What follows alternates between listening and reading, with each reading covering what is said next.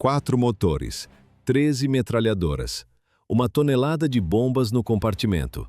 O B-17 era a arma definitiva dos aliados na Segunda Guerra Mundial. Uma máquina desenhada para o bombardeio estratégico de alta altitude. Mas para os 10 homens a bordo, o apelido Fortaleza Voadora era uma ironia amarga. Por que a Força Aérea considerava essas missões quase suicidas? A resposta é simples. O avião era resistente, mas o ambiente dentro dele era letal. Sobreviver a uma missão dependia de sorte, não apenas de blindagem. À primeira vista, uma maravilha tecnológica de 1940. Mas na prática, uma armadilha de metal a 8.000 metros de altura. O B-17 cruzava os céus em altitudes extremas. O ar era rarefeito e impossível de respirar sem máscaras de oxigênio. No quadro, nota-se o gelo cobrindo as janelas de acrílico. Se a máscara falhasse por 2 minutos, o tripulante desmaiava. Em 5 minutos, ele estava morto. O frio era o primeiro inimigo. As temperaturas dentro da fuselagem caíam para 40 graus negativos. O vento entrava pelas frestas das metralhadoras laterais em velocidades de furacão. Ouve-se apenas o rugido ensurdecedor dos motores e o estalar do metal congelando. Não havia isolamento térmico. Os homens usavam trajes de voo aquecidos por fios elétricos frágeis. Se o sistema entrasse em curto-circuito, o tripulante sofria queimaduras ou congelamento imediato. Tocar em qualquer parte metálica do avião com as mãos nuas significava perder a pele instantaneamente. A carne grudava no ferro frio. A estrutura era pesada, mas vulnerável. O B-17 carregava quase 3.000 quilos de explosivos e milhares de litros de combustível de alta octanagem. Um único projétil inimigo transformava o avião em uma bola de fogo em segundos. A defesa consistia em 13 metralhadoras .50 espalhadas pela fuselagem. O artilheiro da bolha inferior ficava em uma cápsula de vidro minúscula sob a barriga do avião. Ele passava 8 horas encolhido em posição fetal. Se o sistema de retração travasse durante um pouso de emergência, ele morria esmagado contra a pista. No vídeo, percebe-se a densidade do fogo antiaéreo. Estilhaços de aço quente perfuravam o alumínio fino da carcaça como se fosse papel. Os tripulantes não tinham para onde correr. Eles operavam em um espaço apertado, cercados por munição e fumaça de óleo queimado. Os eventos aceleraram a partir de 1943. As perdas eram massivas. Em algumas incursões sobre a Alemanha, 20% dos aviões não voltavam para a base. Não havia margem para erro. Cada missão era um cálculo matemático de sobrevivência contra a artilharia alemã e os caças interceptadores. A coragem exigida não era silenciosa. Era o som de metal sendo rasgado e gritos pelo rádio. Assim terminou o turno de milhares de jovens. Muitos nunca sentiram o chão novamente. A história dessas tripulações foi escrita com sangue sobre o metal frio da Fortaleza Voadora. 25.000 pés de altitude. O B-17 voava onde o ar é rarefeito e mortal. A cabine não era pressurizada. Naquela altura, o oxigênio é inexistente. Por que a tripulação não morria sufocada imediatamente? Eles dependiam totalmente de máscaras de oxigênio presas ao rosto. Mas o ar não era o único inimigo. A temperatura interna despencava para 60 graus negativos. Para sobreviver ao gelo, os homens usavam trajes de voo elétricos. Eram macacões pesados, conectados à rede de energia da aeronave. À primeira vista, uma proteção tecnológica, mas na prática, um sistema frágil e perigoso. Fatos brutais ocorriam durante o combate. Se um soldado fosse baleado, o sangue congelava instantaneamente ao sair do corpo. O frio era tão intenso que estancava feridas abertas, impedindo que o tripulante morresse de hemorragia no momento. No vídeo, nota-se o volume das roupas. Os homens pareciam astronautas desajeitados. Mas o equipamento falhava. Se um traje elétrico parava de funcionar, o congelamento era questão de minutos.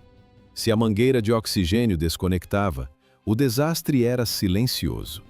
Um veterano relatou a cena. O soldado sem oxigênio simplesmente parecia dormir. Se ninguém percebesse a falha em menos de 5 minutos, ele morria sentado no posto. Não havia margem para erro. O contato direto com o metal era proibido. Eles usavam luvas grossas o tempo todo. Se a pele nua tocasse qualquer parte da fuselagem, ela grudava e era arrancada imediatamente. Ouve-se o som metálico das metralhadoras travando. Esse era o pesadelo dos artilheiros. Para destravar as armas no meio do combate, muitos tiravam as luvas por segundos. O resultado era a perda imediata de dedos por necrose térmica. O frio amputava tão rápido quanto estilhaços. Mas o perigo começava antes mesmo do encontro com o inimigo. A estratégia exigia que os B-17 voassem em formações extremamente fechadas. O objetivo era criar uma caixa de proteção com centenas de metralhadoras sobrepostas. Como os aviões se mantinham tão próximos? Através de uma disciplina de decolagem rígida, as aeronaves partiam em intervalos de apenas 30 segundos. Enquanto uma levantava voo no fim da pista, outra já acelerava logo atrás. No quadro, o céu tomado por dezenas de bombardeiros alinhados. Mas manter essa posição era a parte mais difícil da missão. O erro de 1 metro significava uma colisão catastrófica. Os números revelam o custo desse treinamento. Apenas aprendendo a voar em formação, 2.800 aviadores morreram em acidentes. Eles morriam antes mesmo de ver o primeiro caça alemão.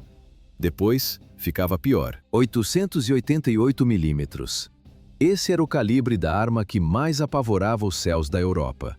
O perigo vinha de baixo, mas as posições dentro da aeronave eram brutais por si só.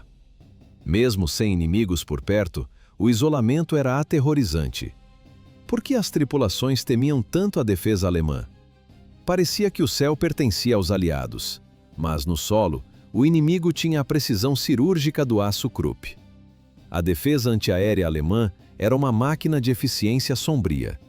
Seus canhões e caças foram os responsáveis diretos por milhares de B-17 que nunca retornaram à base.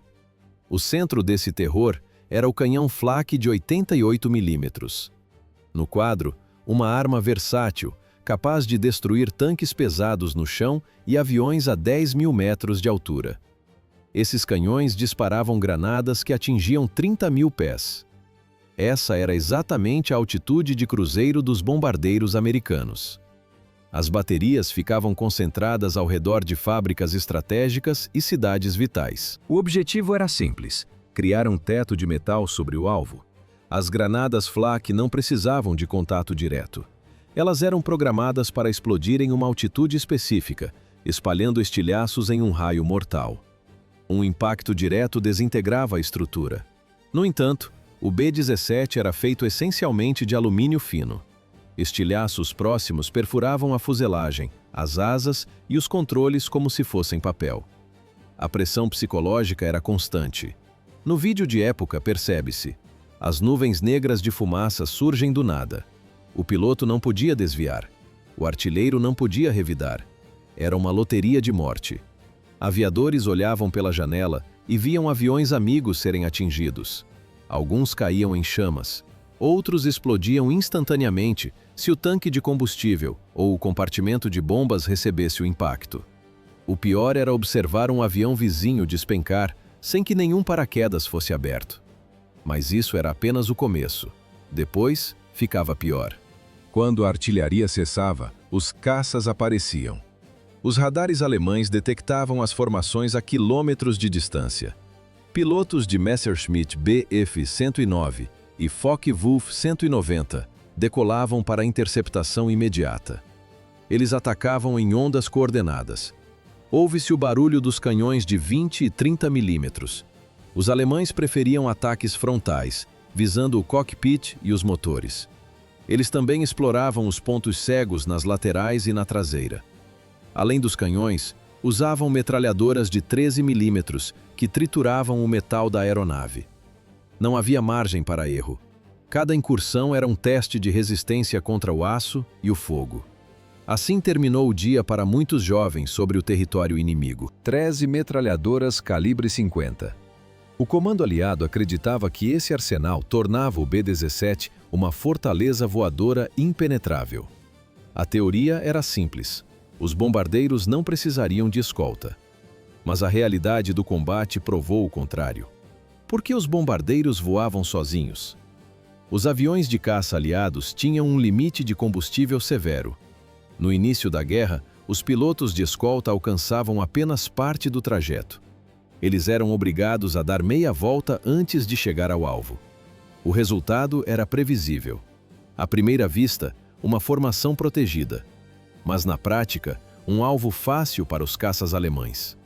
Os bombardeiros ficavam expostos em território inimigo. Sem proteção lateral, as baixas aumentaram drasticamente. A situação só mudou com a chegada do P-51 Mustang. Esses caças tinham tanques de combustível externos e acompanhavam a missão até o fim. O índice de sobrevivência finalmente começou a subir. No quadro, o interior da aeronave. O cockpit era um espaço claustrofóbico e estreito. O teto era tão baixo que a circulação exigia esforço físico constante.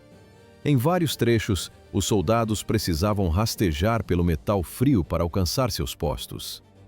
10 tripulantes operavam a máquina. Eles vestiam trajes de voo volumosos, máscaras de oxigênio de borracha e coletes de proteção pesados. Sobre o peito, carregavam o paraquedas acoplado a um arnês de metal. O equipamento era robusto para garantir um salto rápido em caso de emergência. A média de idade da tripulação era de apenas 24 anos. Eram jovens operando tecnologia de ponta em condições extremas. A estatística de morte era de 20%. Esse número era 50 vezes maior que a mortalidade da infantaria na Europa. Comparado aos soldados no Pacífico, o risco era 10 vezes superior. Não havia margem para erro. O atirador de cauda ocupava um dos postos mais isolados. Ele permanecia sentado em uma estrutura que lembrava um selim de bicicleta cerrado. Durante horas de missão, o soldado ficava em uma posição de semi-ajoelhado.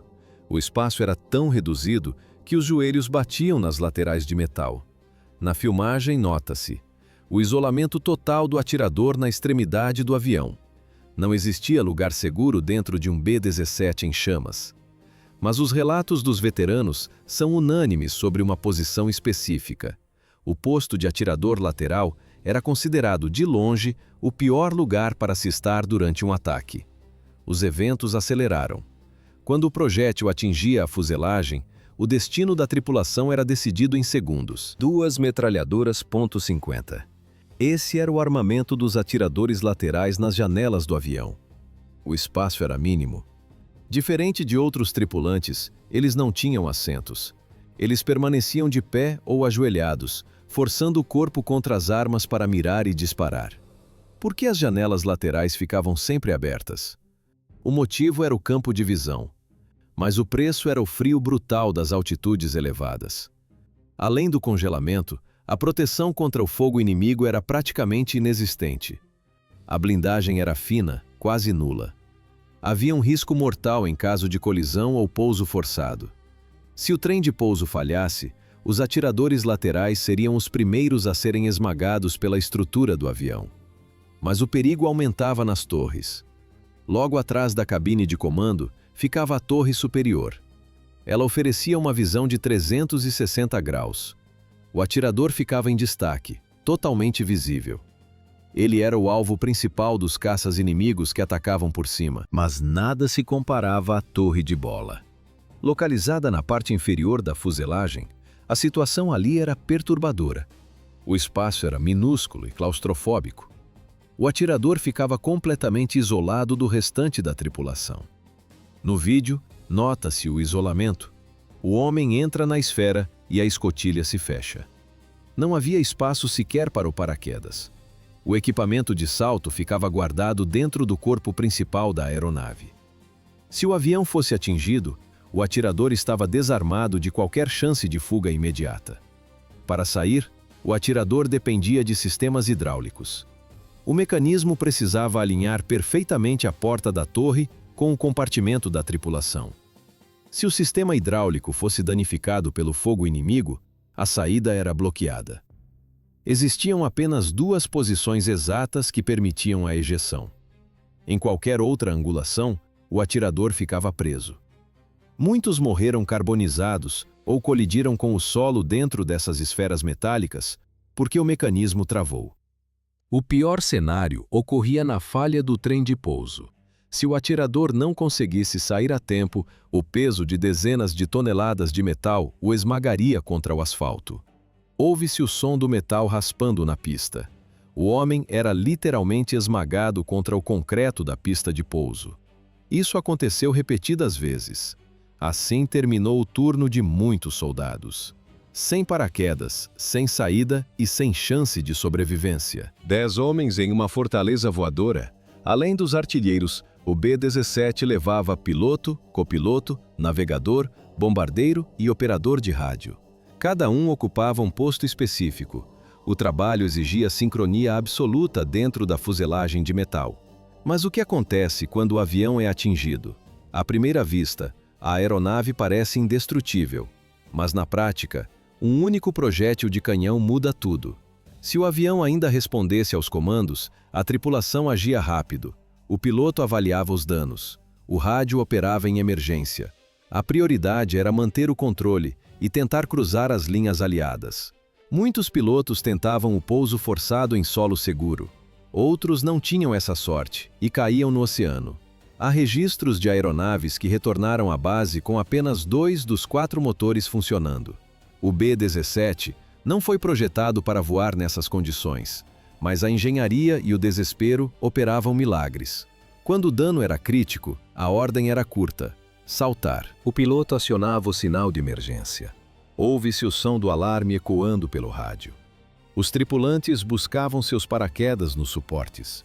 Eles se ajudavam no escuro da cabine, ajustando as fivelas enquanto a aeronave perdia altitude. O tempo de reação era de poucos segundos. A descida de paraquedas sobre território inimigo significava a captura imediata. No teatro de operações do Pacífico, o destino era cruel. Soldados capturados enfrentavam espancamentos, fome e execuções brutais em campos de prisioneiros. Cair no mar era quase sempre uma sentença de morte. A água gelada e a exaustão matavam em minutos. Unidades de resgate aéreo e naval faziam buscas constantes, mas o radar muitas vezes perdia o rastro. Muitos aviadores nunca foram localizados. O pior cenário era o impacto direto. Um projétil na carga de bombas ou nos tanques de combustível causava uma explosão instantânea. Em outros casos, a estrutura se partia ao meio. Na filmagem de época, nota-se: a aeronave entra em um mergulho vertical incontrolável. A força da gravidade impedia os homens de alcançarem as escotilhas.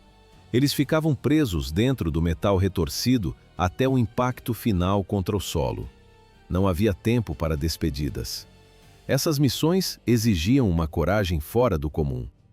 Os detalhes sobre essas operações e o destino desses aviadores serão abordados de forma técnica e profunda nos próximos relatos. Assim, terminava o voo de muitos jovens.